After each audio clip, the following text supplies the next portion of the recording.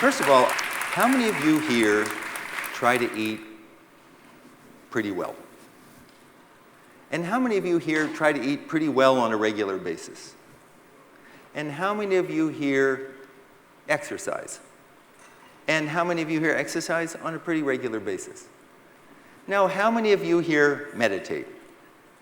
And how many of you here meditate twice a day? That's why I'm talking. That's exactly why I'm talking. Because, and what I'm going to do, the sort of the scenario we're going to do is, I'm going to talk about meditation in general. Nobody really knows what meditation is. Well, I jog or I do this, that's meditation. It's a big word. It's like saying I eat food or I take medicine. I meditate. So we're going to define what science tells us about meditation. It turns out there's 3 basic types of meditation. So we're going to do that. But before that, I want to talk about why, at the end of this few days and at the end of my talk, the notion of meditating regularly, I want to move it to the forefront because we live in an epidemic of stress. Toxic stress, trauma, little kids 10 years old coming to school, some with the same symptoms of post-traumatic stress as veterans. I don't sort of have to go through what stress does, but it destroys life. I mean, I've been teaching meditation for 45 years, and it's the last year or 2 years, some tipping point tipped. Meditation was pretty strange, and now doctors recommend it. It's at hospitals. We do programs in businesses.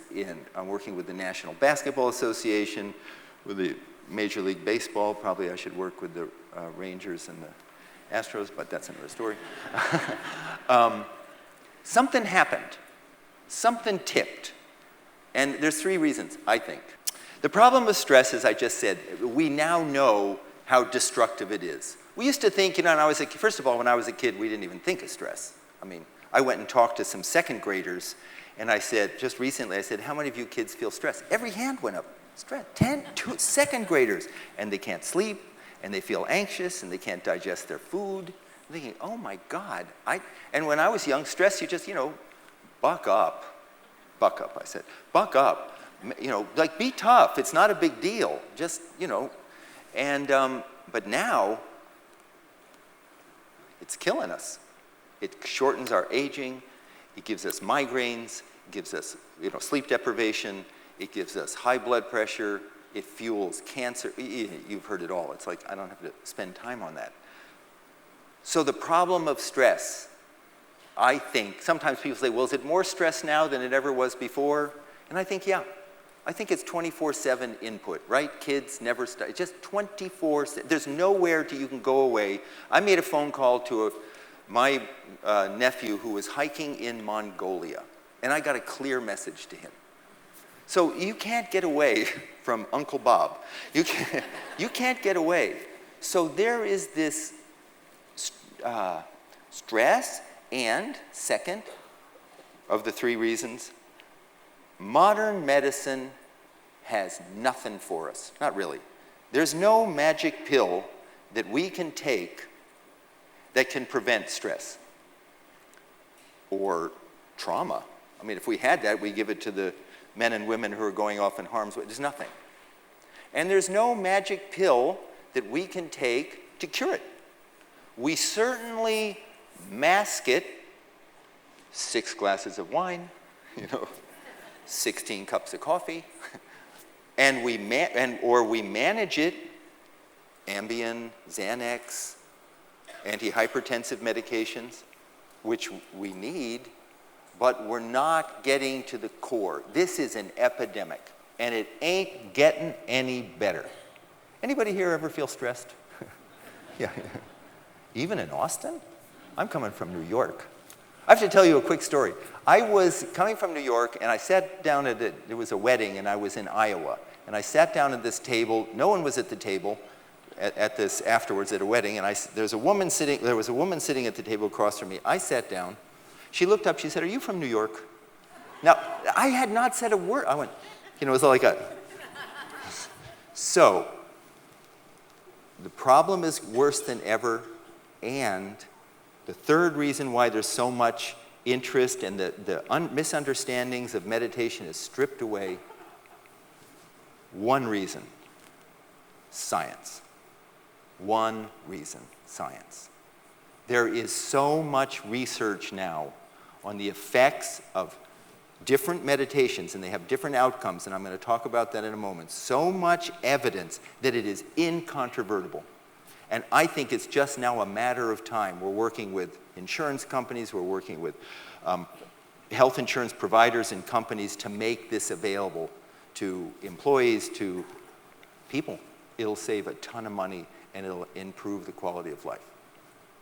So, meditation.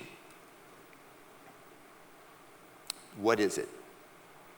First of all, Jennifer Ashton, who I taught to meditate, and she's going to be here tomorrow speaking. She spoke at a conference we gave on meditation, and she said, on Transcendental Meditation, and she said, everything we do for health has been from the neck down. And when we consider meditation, we're talking about something from the neck up. Because do you ever have this experience? You work out, you eat well, and still your mind is racing? You ever have that? Yeah. Still your mind is not set. I mean, you're doing it all, and still. We can feel tense and maybe a massage, but then we're anxious. I mainly work in homeless shelters, in inner city schools, and on VA hospitals. That's where I spend most of my time with the foundation.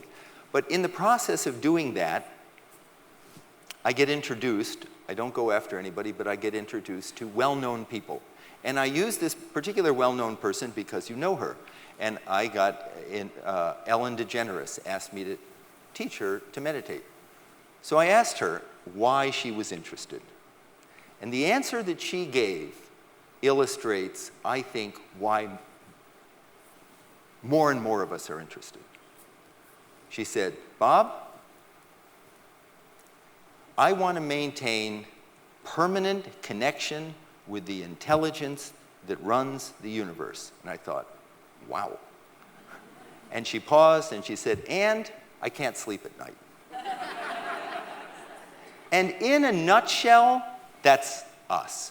We all want, no one wants to feel stuck, right? No one wants to feel just in a rut. And you know, I love everything, but it's just, I just in a rut. I'm not growing. I'm not raising my performance. There's no happiness without expansion. So that we want, and we don't want to be stressed. We don't want to stay awake all night. We don't want that. So now we're getting to meditation. So meditation, properly practiced, properly understood and practiced, in one stroke, addresses in a non-pharmacological, non-religious, non-philosophical, a lot of nons in there, way both of those desires. And this is why so much interest is in meditation, because it is proving to be more effective in reducing high blood pressure and stress-related disorders. Among veterans, 50% reduction in symptoms of post-traumatic stress. And right now, all we do is give our veterans a bunch of pills. So what is meditation? I'm going to use an analogy. It's like saying, what is food? So what are the different types of meditation? Is this clear so far? Okay. So no, Bob, start over. No. How can we understand meditation? I like to use an analogy. You're on a little boat, and you're on the middle of the Atlantic Ocean. And all of a sudden, you get these giant waves, 30, 40-foot high swells. And you could naturally think the whole ocean is exploding. The whole ocean is and that's not those tidal waves. That's pretty nice. The whole ocean is in upheaval. So don't look at that. That's not a graphic. It's just pretty. So the whole ocean, you can look if you want. Who am I to say? So the whole ocean is in upheaval. Is the whole ocean in upheaval? No. If you could somehow do a cross-section of that ocean, what would you find? That you've got these little itty, relatively speaking, little itty bitty 30-foot waves, and the ocean in reality is a mile deep.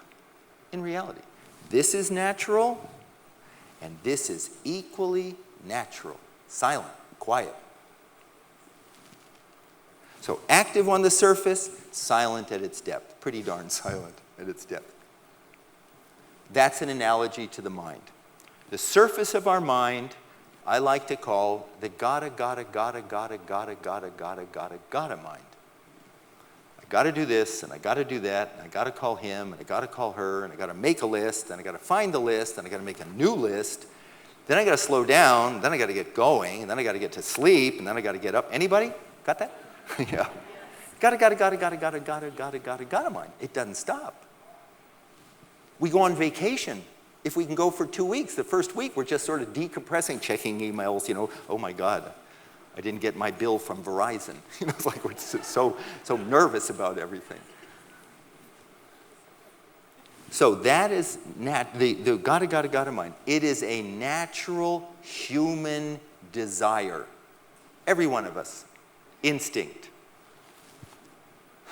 Boy, I'd like to have some inner calm.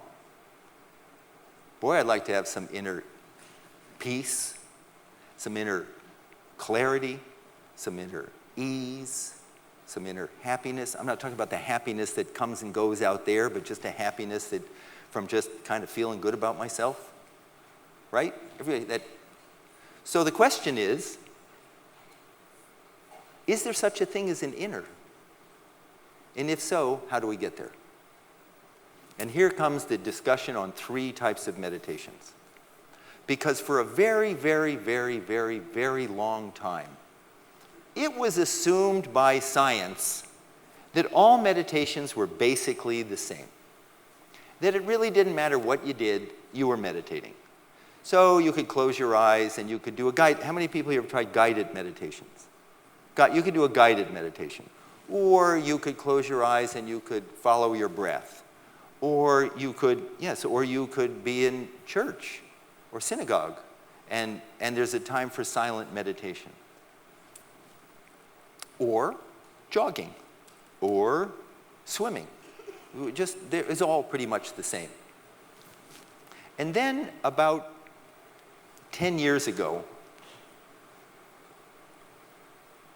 brain research kicked in.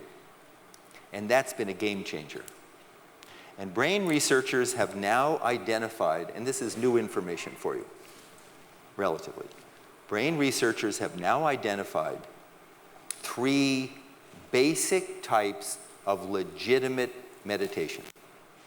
Legitimate meditation.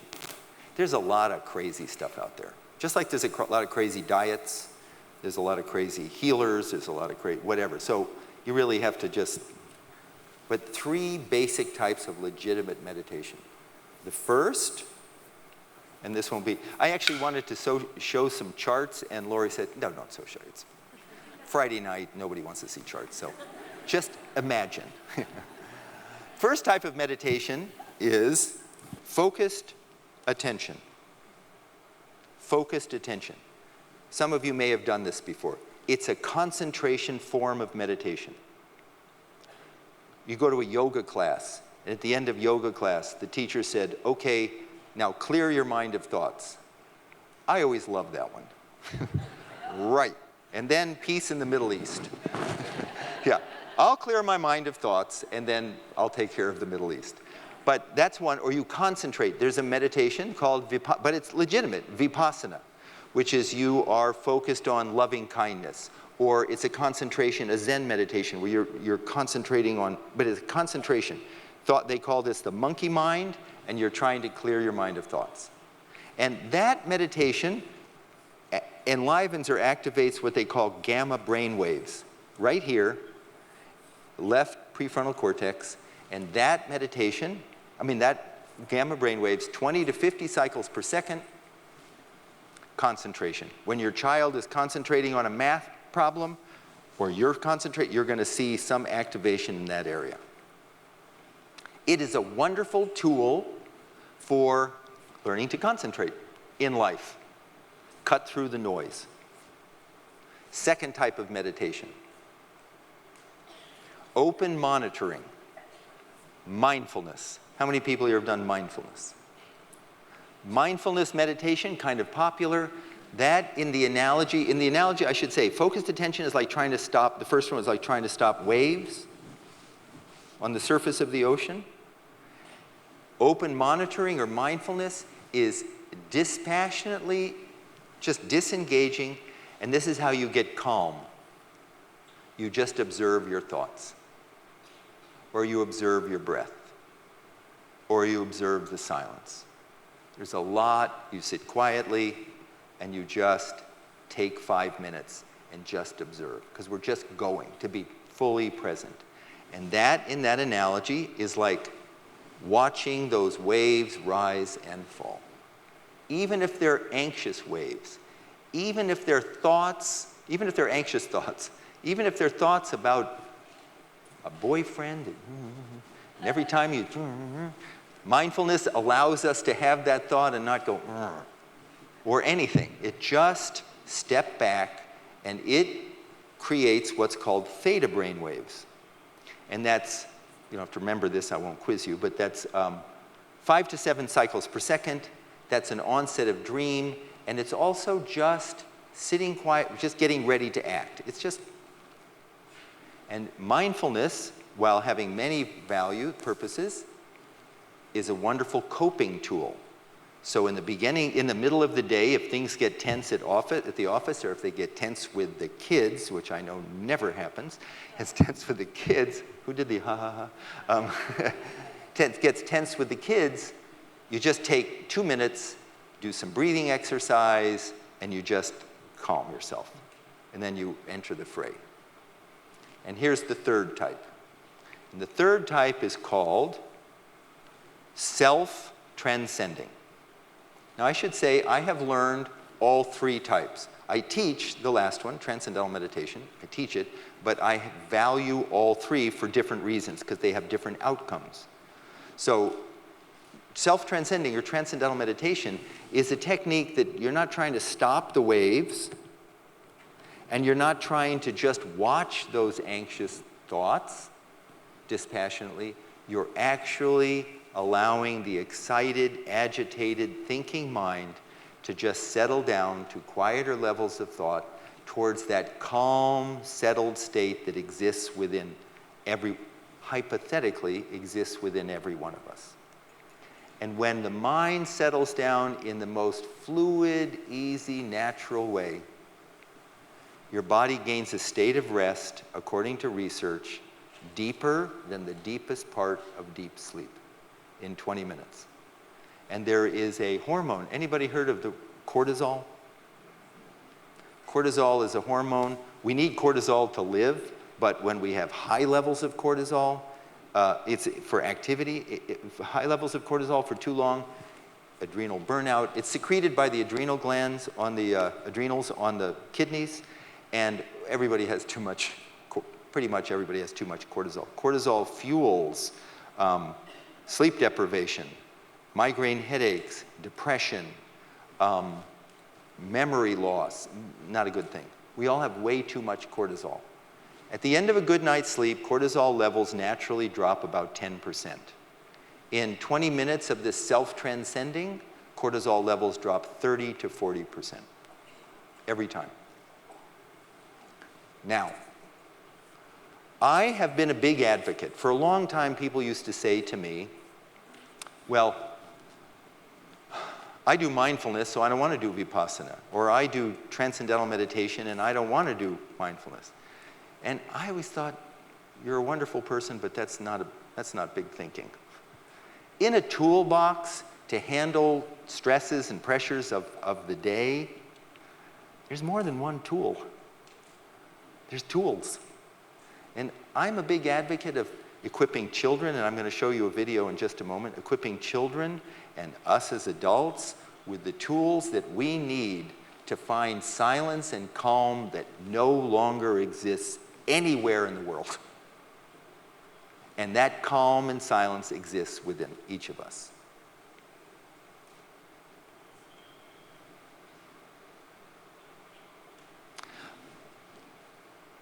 I think that, as I said at the beginning, that we're coming to a tipping point where what has been, foreign will now be just part of our lifestyle. Just part of our lifestyle. It has to be. I tell people who tell me that I just don't have the time. Who has the time? Nobody has the time. But what are the options? Is the trajectory that we're on in our life sustainable? Is anything really going to dramatically change? Well, maybe when the election's over, that's going to be a big help. Stress levels, it's just the noise. But is anything going to really change in the demands and pressures? So my message to you is, learn to meditate. And don't just be happy with, it's like, I'm not going to right now, at the end we're going to do a simple little pulse meditation thing, but I'm not going to do a guided meditation. You can do that. You can go home, you can turn on your computer, your iPhone, and you can download a guided meditation. You do that on your own. I wanted to take the time to impress upon you the essential importance of making this a priority. That when you think of, and someone said to me, yeah, but is it more important than diet and exercise? Of course not. But it's as important. As important. And this is the missing element. If you can drop your cortisol levels by 30 to 40% by practicing this transcendental meditation, and you can learn how to have coping skills in the middle of the day, and you can learn ways to concentrate, why would we not want to have that? And I want to transition now to a video, a little 4-minute video that was on NBC Nightly News a couple of months ago. My foundation, and then we're going to have questions. So, all right? So, the foundation that I run, which is deeply fulfilling for me, because I've been teaching this for, just say, eons, and teaching it, regular folk, like all of us. But when I had the opportunity to start to bring this to veterans and their families who suffer from post-traumatic stress, who nightmare, they can't sleep months, teach this to women and children who are victims of domestic violence, and teach this to inner city school kids. And now I have to tell you, we used to say at-risk kids. All kids are at risk. Even our own kids are at risk for stress levels, pressures, demands. But this has been the most fulfilling 10 years of my life as a teacher. And by way of introduction to this video, I will tell you a very moving story, which is why I'm doing what I'm doing with the foundation. In the school you're going to see, the first of 2 schools, Visitation Valley School in South San Francisco, which is right near the Cow Palace, violent area of the city. What we do is we have quiet time. And the quiet time is the school starts and ends with 10, 12 minutes of quiet. The whole school is quiet. Everybody. But it's part of the school day. 10 minutes, 10, 12 minutes, beginning at the end of the school day. A child volunteers. A child could meditate. A child could do silent sustained reading. A child could nap. But everybody's quiet. And like 90% of the kids want to meditate. So in San Francisco school, to teach kids discipline, they had it set up where if the child had to be couldn't come late for quiet time. You had to be in, when the bell rang, you had to be in your seat. And if you didn't, you had to sit out in the hallway. So I got a call from the teacher. This is a very moving story for me, and this is why I'm passionate about what I'm doing for the last 10 years. The teacher called up and said, I have to tell you a story that happened this morning. Charlene, 11 years old, came bursting in the door, out of breath, 3 minutes late, to sit down. And I said, Charlene, about to say something. And he said, I noticed that she had red paint splattered all over her white dress. And she said, Charlene, you can't come late, and you can't wear dirty clothes, or dirty dress. You have to go, you have to change. And she burst out into tears. And it turns out that Charlene was standing next to her uncle at a bus stop, and her uncle was hit by a drive-by shooting. And that was her uncle's blood. And she had one place to go, her school, to meditate. It wasn't safe at home, but her school was safe. So if we could watch this video, and then I'll take your questions. We send our kids off to school each day so their minds can be filled with knowledge, but clearing the mind, that's the practice one school district is preaching. It's taking time out of the school day for meditation.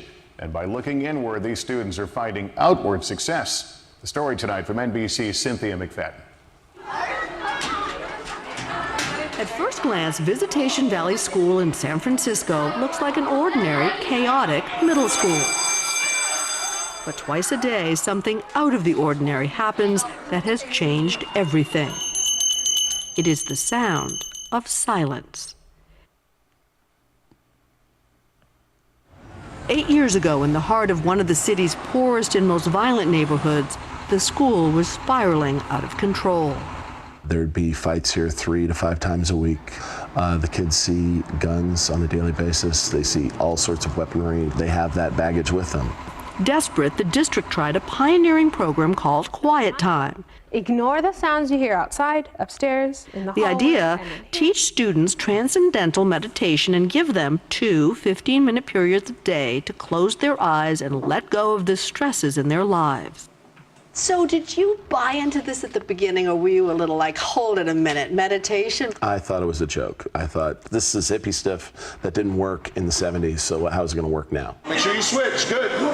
But 4 years later, some startling results made the skeptical coach a true believer. Good job. A 79% decrease in suspensions, an increase in attendance to 98%, and a clear rise in academic performance. More than 1,500 students and 170 staffers have now been trained to meditate in 4 of the district's schools, including Burton High, once known as Fight School. This is Burton High today, where meditation has replaced mayhem. There are people who are going to say, hold it a second. You're taking a precious half an hour out of the school day. You know, I actually was in the same boat, and I was like, there's no way I'm going to steal time from English instruction or math instruction in order to do that. Instead, he agreed to extend the school day. And now the results are as dramatic as in the middle school. A 75% reduction in suspensions and a move from the bottom of California's academic ladder to the upper middle rungs. School officials say that's because students now feel safe, relaxed, and ready to learn. It makes you more conscious of your actions. It brings you down to that calmness. Before Tobias started meditating, he says he was an angry kid. I always want to fight everybody for some reason. You remember? Yeah. You see a change in him? Yeah, tremendously compared to from the 6th grade to now. You can't change the violence and the stress that happens outside these walls. I cannot, but I can help our students find ways to deal with the violence, the trauma, and the stress of everyday life. Tools they can use with their eyes closed. Cynthia McFadden, NBC News, San Francisco.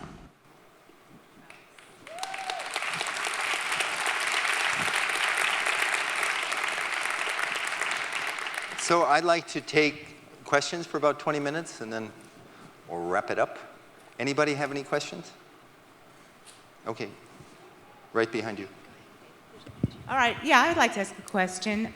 For whatever reason, the same reasons as everybody else, I sleep okay, but I have been told that I should meditate, and it would help me to relax and feel better. And I guess somebody told me what you would have called the focused attention about, you know, breathing and exhaling to a count or whatever. And I'm like, yeah. It just doesn't do it. Yeah. The thing is there's Quickie meditations that you can do, again, and they're fine to do them. Does this sound okay? Okay, they're fine to do them, but for the kind of issues that we deal with, I would really recommend that you do something substantive. If you had MS, you wouldn't just do nothing. You would find a solution, an approach that has a lot of research behind it, and you take the time to learn it. And there's 2 basic two basic strong courses that are offered with a teacher. One is called Mindfulness-Based Stress Reduction, which that's taught over about 8 days. And then the other is Transcendental Meditation, and that's about an hour a day over 4 days. And you want a teacher, I think. You can continue to do, if you go back to your room and listen to guided meditation, the more we do, the better. But just know that all meditations are not the same. And they don't, just because a pill or an herb says it does something, doesn't mean it does something, unless there's data to show that it does something. So you really want to be discriminating. We don't have a lot of time. So if we want to take the time to learn something and then have something that can really produce results. So if you're not satisfied with your meditation, don't think, oh, I can't meditate. For me, meditation should be like a flow, effortless, easy, enjoyable. You look forward to it. That's, I think, meditation. And if it's not, keep looking. Keep looking. I don't understand what transcendental meditation is, though. Like, what do you do? Okay, good. I will explain. Really? I didn't explain it. Why don't you understand? No. I did. Transcendental meditation, in TM, you're given what's called a sound, a mantra that's used silently. Mantra is a sound. Well, first of all, mantra, they talk about, mantra is just like Obama's mantra is, it's just a term that's used in popular whatever. But in Transcendental Meditation, very important, it's a simple 1 or 2 syllable sound, very soothing, that has no meaning. Because if you had a meaning, you're stuck on the gotta, gotta, gotta. It's a sound that's been used for over 5,000 years, very long time. It's the oldest continuous tradition of meditation. And you learn with a trained teacher, one-to-one. This is another thing that I like. It's not a mass meditation. It's not taught in a big group or out of a book. It's taught one-to-one with a certified teacher. And that teacher, takes about an hour a day over 4 days, gives you a sound, which you keep to yourself, it's done silently, and teaches you how to use it. So it's almost like a switch. I mean, I teach a 10-year-old child who's never heard of meditation. And in that first session, I think we're all hardwired for it, and I think we've lost access to this, and I think the purpose of meditation throughout time has been just a way to reliably access. So if you want to learn that, you learn from a certified teacher. There's teachers, you can look up tm.org, and I'm not here to promote just that. I'm here to encourage you to look and find something or many things that you can use as tools. But if you're interested in that, just if you're interested in mindfulness-based stress reduction, go online, tm.org, and see if there's a teacher. But to go back to your point, demand research. And don't let someone say, yeah, meditation does this. Yeah, but does your technique do that? What you're saying do that? Because there's a lot of... Next question. You had a question? Oh, I'm sorry, back there. Oh, yes, the mic. She has the mic. Yeah. My physician, who is a board-certified Harvard Medical School graduate. School of what? Harvard Medical School, very well, lots of knowledge, is extremely interested in integrative medicine. And she suggested that I use ashwagandha because it lowers cortisol levels. Is that true? Ashwagandha meditation? No, ashwagandha supplement. Oh, no, I think it goes back to this. I've heard that. I've heard that like turmeric is good for this. And you don't, ashwagandha may lower cortisol, and that's important, and exercise may do this. You want to do ashwagandha and meditate and exercise. And I'm living proof. I'm a busy guy. I run this foundation and travel all over the place, and I meditate 20 minutes twice a day. I do it on an airplane. I do it in a car if someone else is driving. That's a caveat. That's one of those. It's in the small print, and I do it at home, and I love it. First thing in the morning you just set your alarm 20 minutes earlier. It's bet you think, oh God, sure, I don't get enough sleep as it is. 20 minutes more, but you do because it's better than sleep. It doesn't take the place of sleep, but it's better than sleep for recharging. And then the evening before, I look at my calendar, I say, well, where am I going to get my 20 minutes in the end of the day? And sometimes it's complicated, but I do the best I can. It's not like, oh God, I didn't do my afternoon meditation. We get enough guilt in life. You do the best you can, okay? Okay, and then this woman up here has a question. So the mic comes up here after. Yeah. I was very interested in Transcendental Meditation and took the orientation and was very impressed with it and was going to sign up for it. But why does it cost over $900? For people who, because one reason is, and I think mindfulness-based stress reduction costs close to getting up there too. You have the support of a certified, like a board-certified teacher who spends as much time with you personally as you need to get it. And not just for the 4 days, but for your whole life. But like any educational program or educational program, there are grants and scholarships and loans for people who can't afford it. We never want to turn anyone away. And that's for a working adult. A child is $300. So there's a whole range. And the David Lynch Foundation, as I said, has given it away to 500,000 people. And one other thing, I work with some of the banks in New York, and we charge that amount of money. And they say, well, why do you charge so much money? And I said, we have a policy. You pay to meditate, a veteran learns for free. And the guy said, well, what if we don't want to pay that extra? Then I say, I'm not teaching you. You know, I can do what I want. And then they do it. So I want this to be, I want it to just be, this is like, and then it'll be yours. This is just me speaking from my heart. There's serious problems in the world, mental health problems, everything serious problems.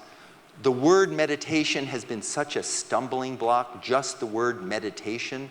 Is it a religion? Is it a cult? Let's just be honest. Is it a philosophy? Is it something weird?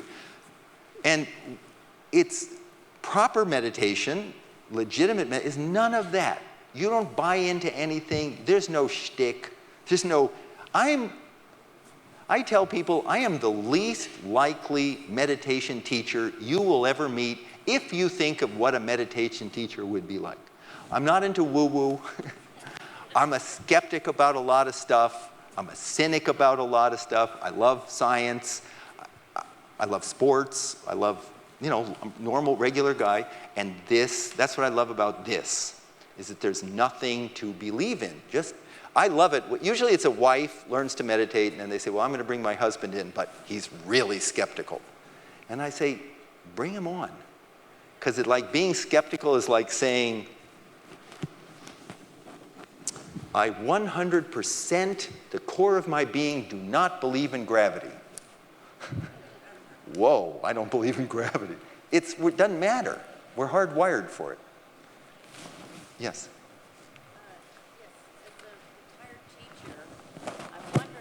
Here's the mic. And I have, I think, 10 more minutes.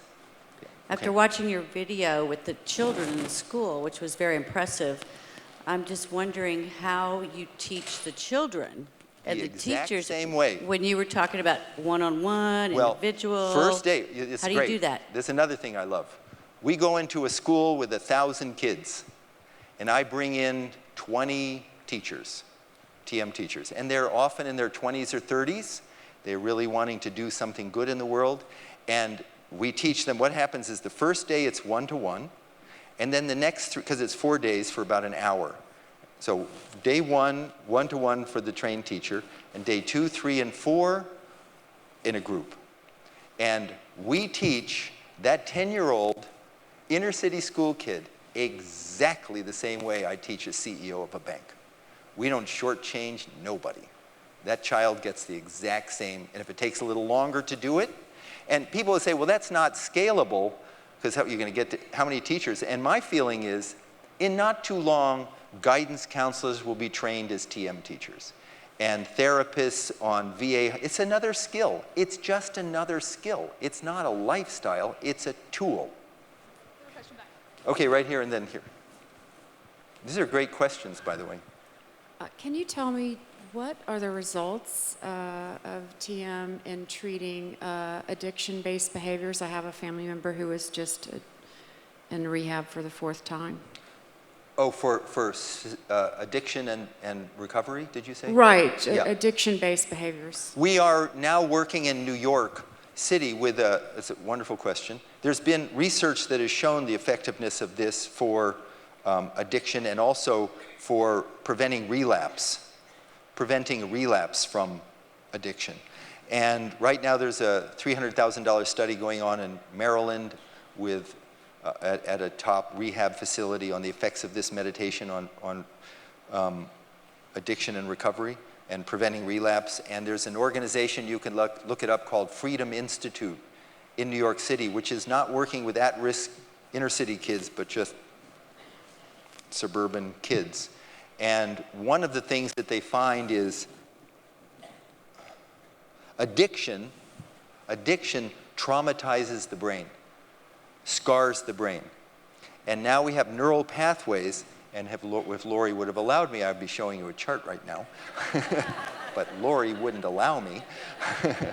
Neural pathways that just keep reinforcing that desire for drugs or alcohol. And one of the abstinence approach is you take that child or teenager or adult away from his or her environment, send them away for 28 days where there's no drugs, and now they're clean for 28 days. The big problem is nothing has fundamentally changed in the way their brain is functioning, and they go back and then they relapse. So the beautiful thing about meditations in general, and I speak about the one I teach, but meditations in general, is by strengthening the connections between the front of the brain, the frontal lobes, and the back of the brain, by allowing all the different parts of your brain to communicate. Everything good about the brain depends upon all the parts of the brain communicating. Left and right hemisphere, front and back. And stress rips those connections apart. Drugs rip those connections apart. Anxiety, insomnia, trauma. And so, to answer your question now, when we meditate, whatever we do, and I just know about TM, when the mind settles down, the brain the connections are reestablished, and here's a last word for you, neuroplasticity. You heard of that? You give the brain, so when the brain has that experience in meditation, it lasts out of meditation, and it overrides that desire, that destructive desire for drugs. So it's very, very beneficial. And you be careful about the questions because I just go on and on and on. Yeah. I'm curious about, for the uninitiated into TM, that kind of 4-hour process of training. Would you say there is an average amount of time that the average person where it kind of clicks? Or would you say it's individual per person, or how difficult it is to get there? This is going to sound completely ridiculous, and it's going to undermine whatever confidence you had in my word. I have taught thousands of people to meditate. There are and every single person I have taught within the 4 days has that experience of transcending. It is not an acquired skill. It's like the room is all wired for electricity, and we learn how to turn on the switch. It's not like, okay, I have not a musical bone in my body, and now I'm going to learn to play violin with my left hand. That's going to take a long time. I can do a good jump shot in basketball. But, so everyone can do it. I teach children on the nonverbal autism spectrum. If there's time, I'll tell you about another story with Joey. So yeah, and I'm not hyping you. If there was more time, I could go into the reason for it, but it's because we're hardwired. Everything's in place. And it doesn't require belief, and it doesn't require anything. We just have to. Someone one time said to me, well, if this thing is so effortless, because TM is effortless, why does it take 4 days? I tell this to New Yorkers. I say, we're New Yorkers. We don't know effortless. We don't know effortless. What is effortless? You ever been to New York? Actually, yeah. So it just takes a little while to reassure. Yes.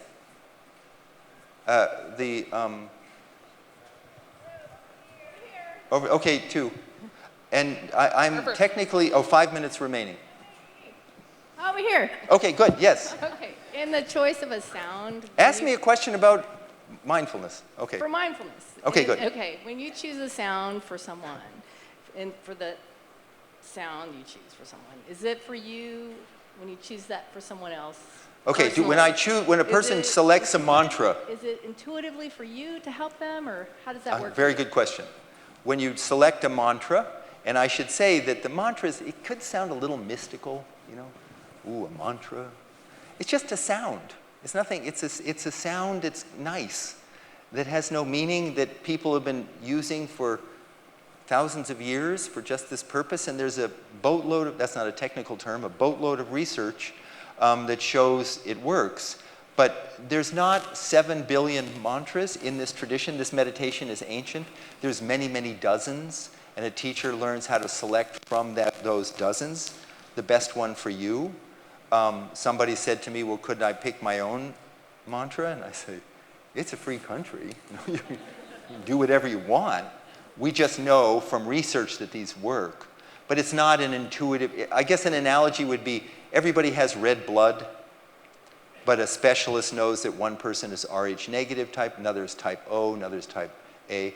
But again, the mantra is just half of it. How to use it properly, that's what takes the time. It takes a second to give the mantra, but it takes those days to how to use it properly.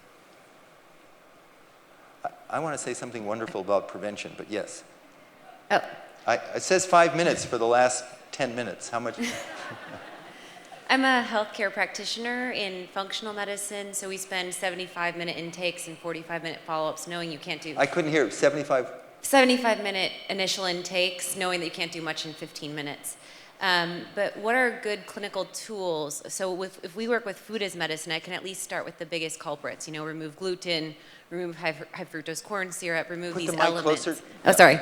Yeah. What are some general tools that we can give patients that are the basic elements, or the basic 10, 15-minute elements? With diet, we can pull gluten out. We can pull Exactly right. pro-inflammatory things. What can we do? So there is, and again, you go online, but there are just some fundamental tools that anyone can do for this mindfulness approach, where you sit and you close you sit and you close your eyes and you put your feet flat on the ground, and just even for 2 minutes, you just watch your breath. Your eyes are closed, you just watch your breath. That has a very calming effect. There's another thing that I'm going to show you in just a minute, which is a pulse meditation, which you can sort of do when no one knows it. Just got your hand like this. And there's different tools, and I would advise you to go online, and those are more coping tools.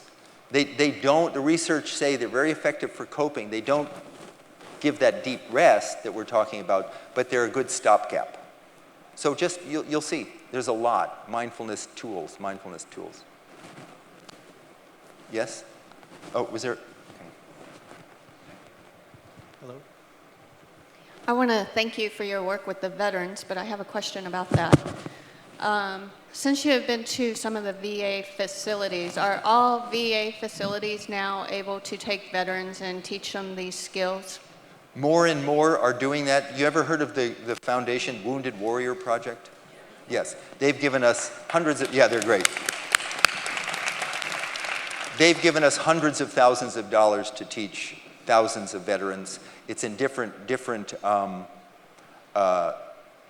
cities. But if you have a veteran, David Lynch Foundation pays for any veteran to learn for free.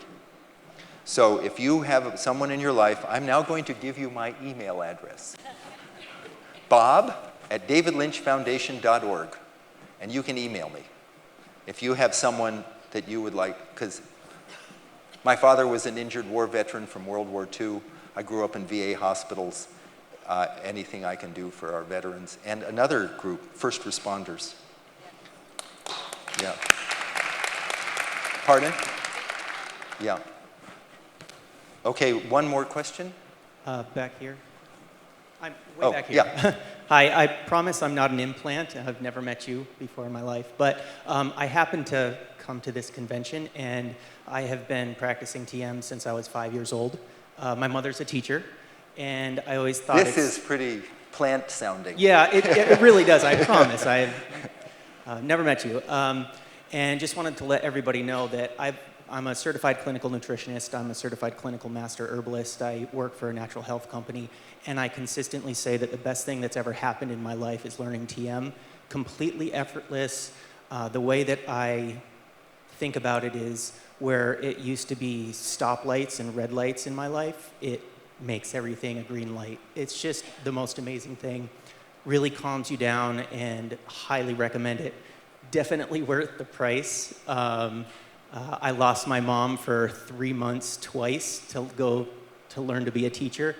They're very highly trained and highly specialized people that do this. So I'm not sure if anybody else practices TM in here, but I figured I would give my testimonial because it's really amazing. Thank you very, very much. I'm going to be in San Diego in 3 days. Can you come? No, thank you very much. Thank you. And again, I want to go back because I never like it if people make something sound like, well, this is, it's true what you said.